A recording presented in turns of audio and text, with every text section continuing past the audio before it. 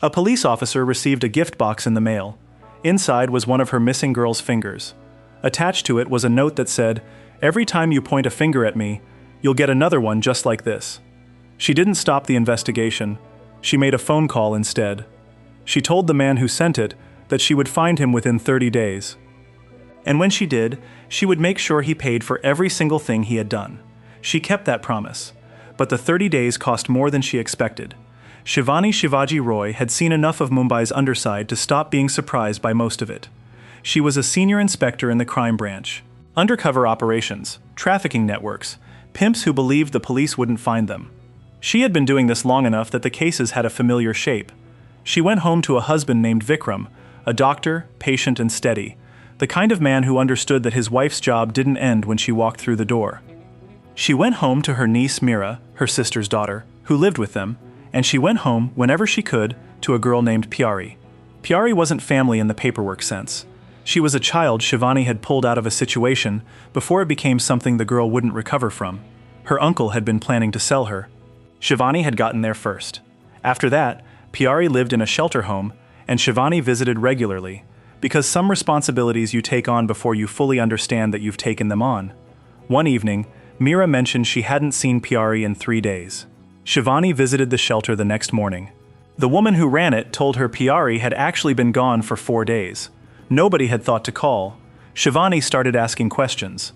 One of the other children at the shelter told her, carefully, that another girl had disappeared under similar circumstances about 6 months earlier. Same pattern. Here one day, gone the next. No warning and no explanation. Shivani sat with that for a moment. Then she went to the tea seller near the shelter who paid regular protection money to officers willing to look the other way and made him a different kind of offer. He could keep his money and become her informant instead. He agreed without much deliberation. Within days, he gave her a name, Kapil, a low-level operator with connections to the kind of people who moved girls across city lines. She picked him up casually, had him sit in her car. Talked to him in a friendly way first, the way you talk to someone when you want to see what they do with the space you give them. She noticed a new phone, started asking about it, started asking about Pyari. Before Kapil could say anything that mattered, a motorcycle came up alongside the car and 2 men shot him dead through the window. Shivani chased them immediately, caught one before he got far. She had him for approximately 90 seconds before a shot came from a distance and he was gone too. Someone was cleaning house fast. Whatever Kapil knew, someone had decided he wasn't going to say it. Pyari, by this point, was locked inside a cargo container with a group of other girls. She didn't know where she was. She didn't know who was coming for her. She only knew what the men around her wanted, and she fought it for as long as fighting it was physically possible. Shivani pulled Kapil's phone and went through his photographs. He had a habit of taking selfies with people. Candid, casual, the kind of pictures nobody thinks will matter later. In one of them, she spotted a face she didn't recognize. She brought the photo to Rahman, a man she'd arrested earlier who now sat in a prison cell with time and nothing much to protect. She brought him food. She showed him the photograph. He identified the man immediately. Sunny Katyal. 15 car showrooms across the city. Successful by every surface measure. The showrooms were a front. The real business was drugs and girls, moving through a network clean enough that nobody had ever been able to grab the edges of it. A larger organization somewhere behind him, Raman said. Nobody knew exactly what it looked like. Shivani started pulling on the thread. Sunny found out quickly.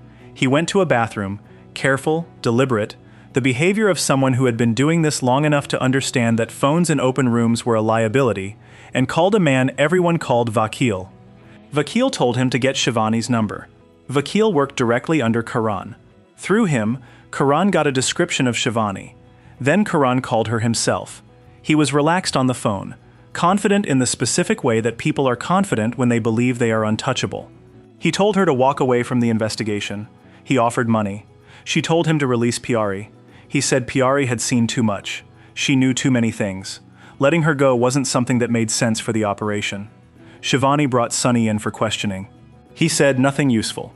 Whatever Karan had told him about what happened to people who talked, Sunny had believed it. Then Karan sent a message about what happened to people who didn't listen. A group of men went to the hospital where Vikram worked. They came in the middle of a shift. They blackened his face and forced him to sit in front of everyone while cameras recorded it. They spread a story about sexual harassment It was on the news within hours. Vikram's reputation, his career, his name, in the footage for anyone to see. When Karan called after that, she knew it was him before he said a word. There was something in the quality of the pause. She told him he had 30 days. When she found him, he would pay for everything. She meant it the way you mean things, when you are not speaking from anger, but from somewhere much colder than anger. Karan wasn't worried. He had Vakil. He had operations in 3 cities. He had a minister in his pocket and a network built carefully enough that every visible piece could be removed without touching the center. He had been doing this long enough to believe that the center was unreachable. Shivani traveled to New Delhi. She brought in a sub-inspector named Balwinder. They built a profile on Vakil, what he looked like, how he moved, who he trusted. Sunny told them there were 2 roads into Vakil, drugs or the trafficking network. He also gave them a name, a man called Bob, who sat a level below Vakil and could be reached. They built a trap. 2 officers posing as cocaine suppliers made contact with Bob. High-quality product, serious money, the kind of offer that creates its own credibility. Bob took the bait. A meeting was arranged. Shivani came in as a cycle rickshaw driver. Her team was inside the rickshaw. A man on a motorcycle appeared and led them, without knowing that's what he was doing, straight to the exchange point. Karan was nearby. He came close enough that they were almost in the same space. But he saw Shivani before she saw him. He moved Vakil out immediately. Vakil called Karan one final time. Told him about a diary. Names, numbers, addresses, everyone who had ever bought from the network. Then he took the SIM card out of his phone, crushed it, and flushed the pieces. Then he shot himself. He had made a calculation about what his life was worth compared to what it would cost Karan if he were taken alive. He came down on one side of it and acted accordingly. Karan wept when he found out, genuinely. Whatever the nature of their relationship, Vakil's death was not a small thing to him. Then he called Shivani and told her to watch herself. Back at headquarters, Shivani's superior shut the case down. They had found the trafficking contact they were looking for. Vakil was dead. As far as official paperwork was concerned, the investigation had reached its conclusion. Someone above him had decided that it was finished, and that decision was now Shivani's ceiling. She kept going anyway. She was sitting in a park when it came to her. An elderly couple across the path, talking to each other the way people talk when they've been having the same conversation in different forms for decades. It made her think about what people keep private and what they share, and with whom. Even someone as careful as Vakil would have had a person.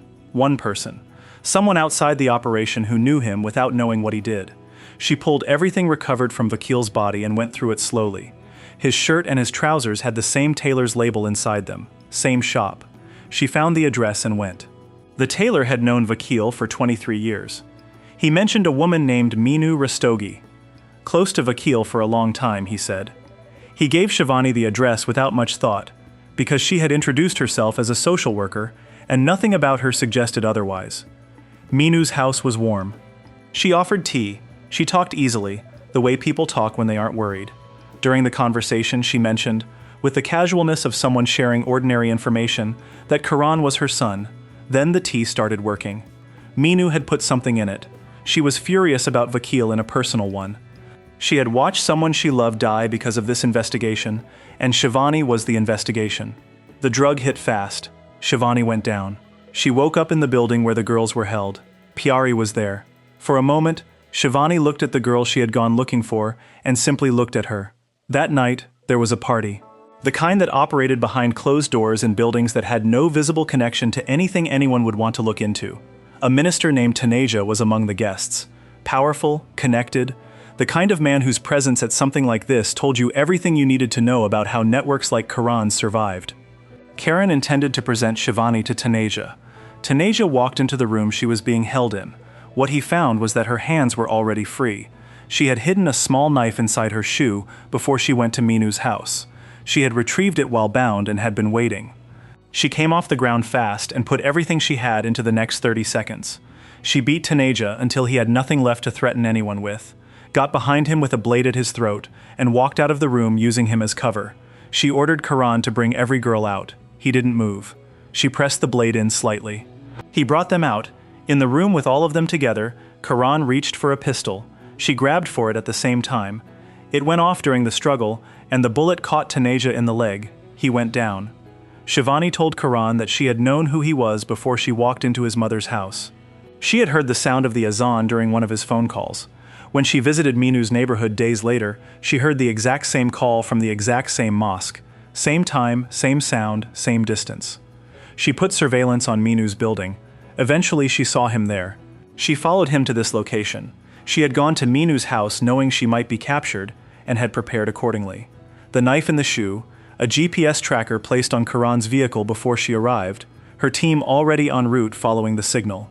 She had walked into the trap on purpose. Because the trap led here, and Pyari was here. She threw the gun aside. She told him she wanted to fight him without it. He looked at her, and saw a woman smaller than him, already hurt, and made the calculation that men who underestimate women always make. The fight was not short. She was injured, he was injured worse. By the end, he was on the ground with nothing left. She didn't kill him, she was bound by the law, and she knew it, and she had made peace with it somewhere along the way. Instead, she stepped back and looked at the girls in the room, and she stepped away. They did the rest. Karan died before the ambulance reached him. The police arrived shortly after. Madhu was taken into custody, and eventually agreed to testify. His cooperation began pulling apart the network's infrastructure from the inside. Minu was arrested. The investigation established that she hadn't simply been an unknowing parent. She had been active to dressing the girls, preparing them, making them presentable for the men who came to buy them. After her arrest, she was attacked by the girls who had been kept in that building. She survived. She didn't walk again. Minister Taneja was arrested at the hospital while the bullet was still being removed from his leg. He was eventually sent to prison. The case against him was not complicated. Pyari came home. Vikram was there when she did.